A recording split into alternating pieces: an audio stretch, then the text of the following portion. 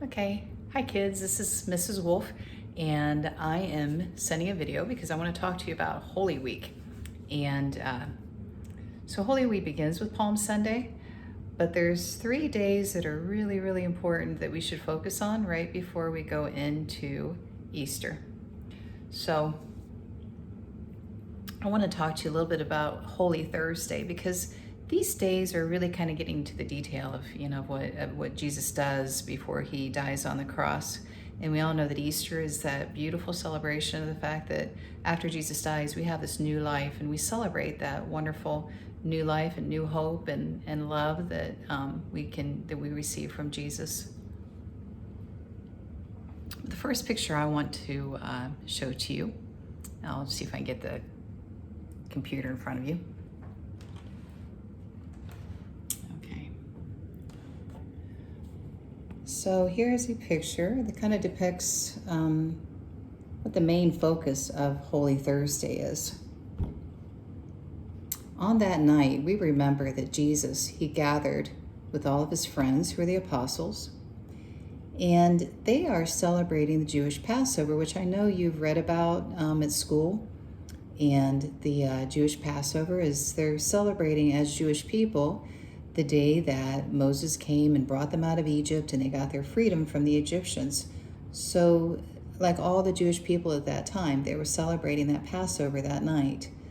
We call this the Last Supper. They didn't know this was the Last Supper because, Jesus knew. He knew he was going to be arrested and tried and sent to the cross after this meal. But they did not know this was going to be the Last Supper. So what Jesus does, since knowing this is his last night with the apostles, he does quite a few things here to prepare the apostles so they can carry on his work after he leaves. So I really like this picture because the main focus of Holy Thursday is the establishment of the Eucharist, and I'll talk about that later. But first, one of the first things that happens in the Mass, and I'm going to pan down just to show you something here in this picture. Okay. I love artwork.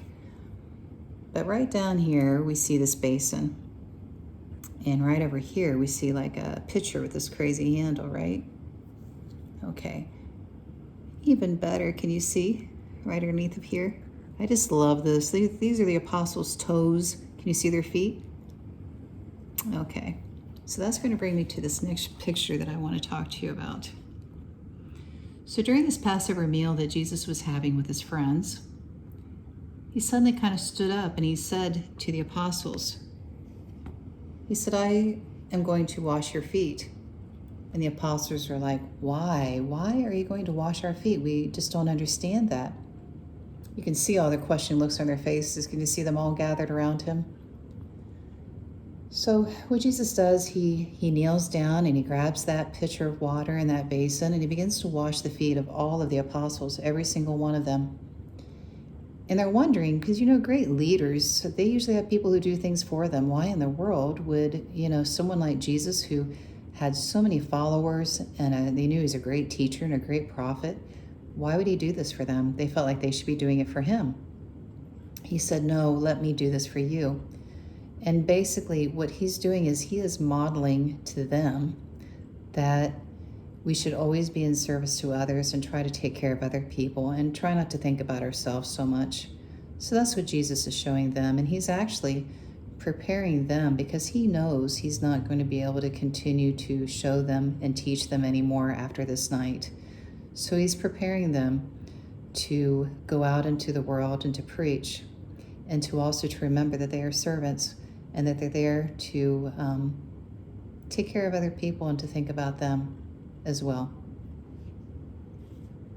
So during Mass, I'll show you this other picture. Does anybody recognize who that is? That is Pope Francis. And you can see he's got a pitcher of water and a basin there, and he is washing the foot of one of his parishioners. So if you were, I know we're not able to go to Mass, but if we watch the Mass, you'll see that the priest will select people from the parish and they'll go up on the altar, and 12, just like Jesus washed the feet of 12 apostles, he chooses 12 people and he washes their feet. And that just shows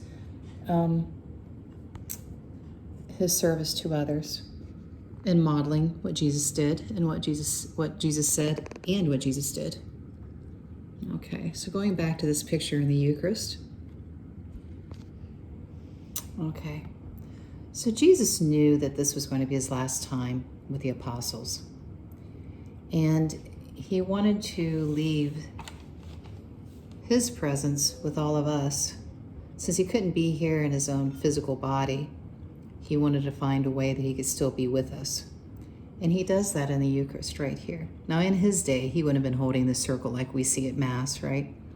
He had actual bread and he had wine, and you can see that on the table. But this is a symbol for us to remember what Jesus did and what he said. So I'm going to read these words that he said at this Last Supper. I want you to see if they sound familiar to you and where you might have heard them. At the time he was betrayed and entered willingly into his passion, he took bread and giving thanks broke it and gave it to his disciples, saying, "Take this all of you and eat of it, and for this is my body, which will be given up for you." In a similar way, when the supper was ended, he took the chalice, and once more giving thanks, he gave it to his disciples, saying, "Take this all of you and drink from it, for this is the chalice of my blood, the blood of the new and eternal covenant, which will be poured out for you and for many for the forgiveness of sins.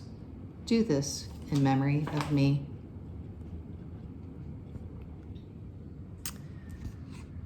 So there's Jesus establishing the liturgy of the Eucharist. The prayers are the Eucharist. And so our priests are just pretty much saying the same words that Jesus says. And he wanted to leave something with us, and that's the presence. His presence is in the Eucharist. So every Sunday when we go to Mass and we take that Eucharist, we're receiving that presence of Jesus. Isn't that amazing? I think that's amazing. So after this, he's arrested. And on Good Friday, you've gone through the Stations of the Cross. I'm pretty sure you've read all of those. So it kind of takes you through that walk of him being arrested, and then, he walks and he carries his cross, and then he's crucified. And it's all very sad. It's also called the Passion. And Passion means that it's a love that it's kind of hard for us to understand. It's a great, great, deep love. And that's why we call that a Passion Friday. We also say it's Good Friday. So it's Jesus' passion on Good Friday. And why good? Isn't that kind of a strange word to use, right? When we think about Jesus dying on a cross, it was a horrible death that he died. But we know that Jesus did this because out of his great love for us, he knew that he was taking all the bad things, all the sin, all those terrible things, he was taking them with him when he died. So what does that mean for us? That means that when we sin, and sin is just, we do something that might hurt a relationship with God. But when we do those things, and if we're really truly sorry about it, we can talk to Jesus, and we do that through the priest, through confession as well. But we can ask for forgiveness. And because of what Jesus did, him dying on the cross, he took all of those bad things with him. So we don't carry that with us anymore. We can be completely cleaned and all that sin taken away and all of it completely forgiven. And we start over all again with a new life, which is what we do on Easter as well. It's this new life, and we begin anew. So that's why we celebrate on, going back, Good Friday, it's Jesus dying on the cross, and it's a very quiet night. Everybody goes home. It's very quiet. And on Saturday, it's another very quiet day because he's in the tomb and we're waiting. And if you think back, the apostles, they didn't realize that they thought it was all over. They thought it was done. How sad, right? They didn't know that he was going to resurrect on the third day. They didn't understand, even though he probably told them, he did, not probably, he did. He told them what was going to happen. They didn't quite understand it. It didn't make sense to them what was going to happen. So when they saw Jesus, there was this great rejoicing on Sunday, and he came and he talked to them and he explained to them what he did. And so they understood.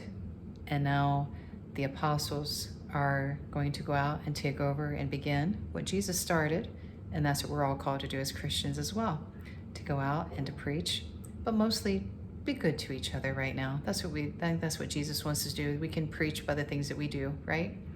So anyway, I hope you all have a really great Easter, and I just hope you have a great day. And thank you, and happy Easter.